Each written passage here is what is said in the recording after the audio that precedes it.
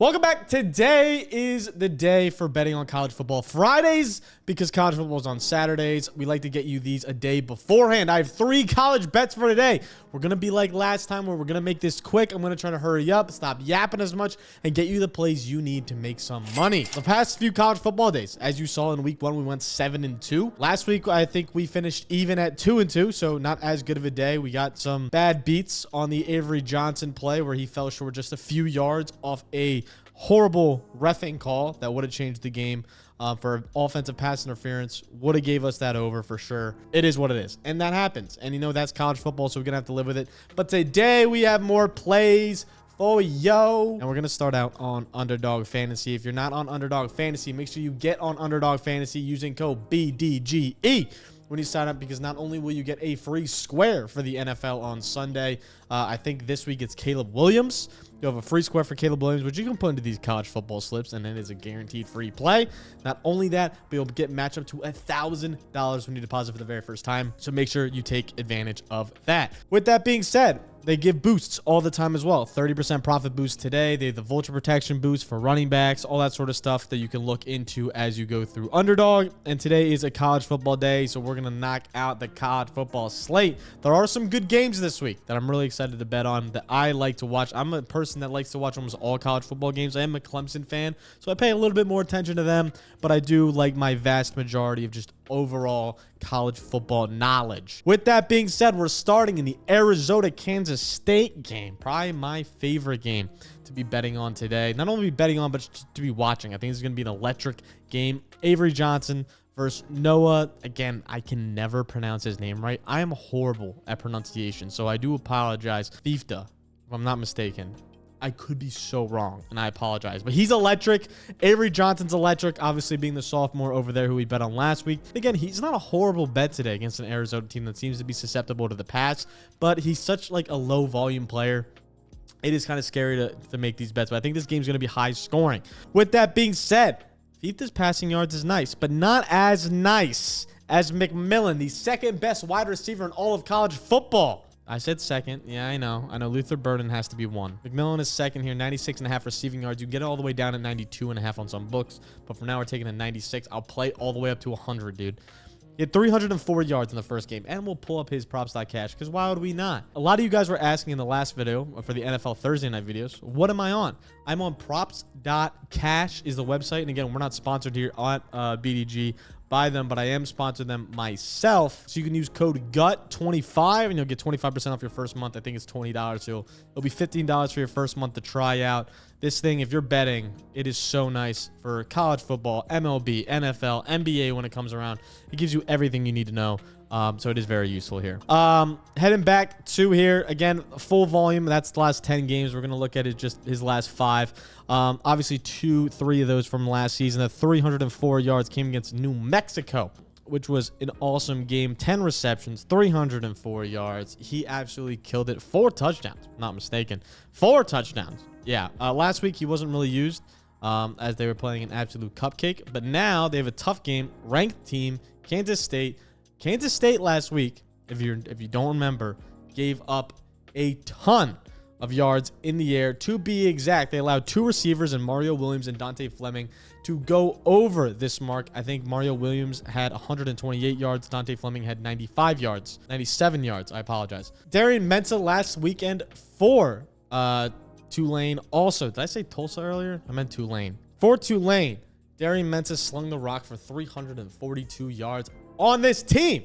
I think it's going to be a similar stat line here. You're going to look at Kansas State. They run a ton of man coverage. McMillan kills man coverage. He's one of the best receivers in the game. They're going to have to either double him. They're going to have to put an extra zone over top of him. They're going to have to run cover 6 to his side. They're going to have to do something to neutralize him, and I don't think they will, as they struggled to do that all last game. The running game isn't bad. The running defense at Kansas State isn't bad, but the passing defense is so bad, and Arizona torched bad passing defenses. In New Mexico, 422 yards in game 1. McMillan with 304 of those.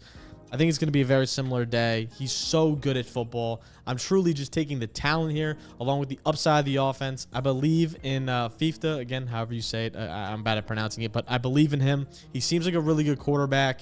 He's one of the better quarterbacks in all of college football right now. I think you can get him the rock early and often.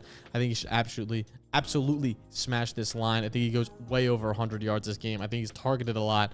We'll see how he ends up being, but I think easy over here for me. And that's the only over we're going to take today, as I have a lot of unders to go over. The next under is going to be a passing yard under, and that's Alan Bowman versus Tulsa, who I think I mentioned earlier by accident. Alan Bowman's going to be playing this Tulsa team. Oklahoma State, they struggled, snuck out a win last week versus Arkansas, who I don't think they should have beat. They played bad. They could not get the run game going. They tried in the first quarter, got behind by 14 points early, struggled. We took the over on Ali. We regretted it early. Now I'm taking the under on Allen. Why? You could take the over on, I mean, Ali, if you want to. Going to be an elite back, but I think they're going to try to get back to the run game this game.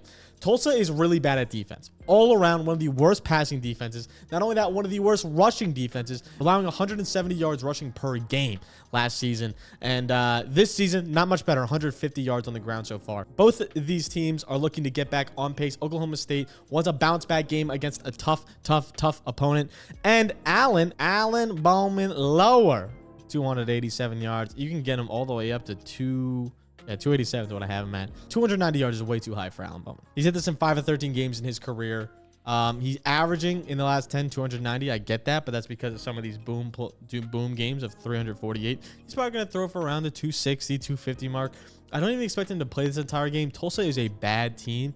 Oklahoma State is a good team that just has been playing bad. I expect them to really bounce back. I expect them to get back to the run game. They want to run the ball first. They said that in preseason. They said that in week 1. They want to run the ball. Gave Ali 27 attempts in week 1. They had to get out of it last game as they were playing from behind damn near the entire game. So I expect them to want to go back to that. The games he hit the over against, so we can see it here. Oklahoma, close game. Kansas, close game. Houston, close game. Arkansas, close game. All these guys are good defenses against teams that don't have good defense. UCF, Cincinnati, West Virginia. Like, these teams that they play that are cupcakes, that are middle of the pack, that aren't as good, that they don't need to play from behind. And Alan Bowman doesn't need to sling the rock, and he's not going to see a ton of attempts. Last game, he saw 48 attempts to hit over this mark. I don't think he sees anywhere near that. I think it's around the 30 attempt mark. Sure, it's college football. Anything can happen. But I assume they're not going to really need him this game. This is going to be a big Ali game. I expect them to want to run the ball. I expect them to want to run the ball. I expect it to be a blowout. I think Allen easily goes under this line and doesn't even play the full game here against a Tulsa team. And for our second under, our last under, our third play. Again, I'm going to fire through these quick. I want to get you these plays out early and often and get you these diamond stains. Is going to be Garrett Nussmeier under 301.5 passing yards. Garrett Nussmeier lower than 301 yards. This is going to be the full slip we have, but I'm going to give you why. Again, don't really look at the graph as much as he's really only started 2 games. So you can just look at the past 2, but he's hit over this 308 and 302 yards. USC was their only real competition, and they were behind in that game, which led him to go over this late in the fourth quarter. And I mean late in the fourth quarter. Less than 4 minutes left in the game. They had to sling the rock. They were down. They lost the game. He had a positive game script. I don't think that happens today for South Carolina. South Carolina is a good team. So far has been shutting down the passing game, only allowing 150 passing yards. They haven't played a great team yet, but they shut down Kentucky. Kentucky literally only threw the ball for, if I'm not mistaken, like 50 yards the entire game. So they're not giving up a lot of yards. LSU's now going into an SEC game. USC, known for not having a great defense, they still struggled. Obviously, they got a new defensive coordinator, looked a little different there. We bet the over on Nussmeier in that game, which ended up catching. But now we're going to take his under. It's 301.5 yards. Is so many goddamn passing yards. And plus, he's barely hit over this line in both games with crazy passing attempts of 39 and 37. He could have 37 passing attempts in this game, but he's playing an SEC school in South Carolina Gamecocks, who are 2-0 right now. They're rolling, and I think they're going to struggle just a little bit more versus SEC team. The Gamecocks have a pretty good pass rush as well. They've gotten to the quarterback a lot. Again, they haven't really played a good team yet, so I can't really be saying that against good teams, whatever. And LSU is a great team, so I can't really compare and contrast to this season yet. And they haven't played since 2020, so it can't go off old numbers against LSU either. But in the time being, right now, as of today on September 12th, I think the Gamecocks have a very, very good defense to where they're not going to be playing like a USC, and they can easily sit under this line. I think LSU wins this game as well, which means a negative game script for Garrett.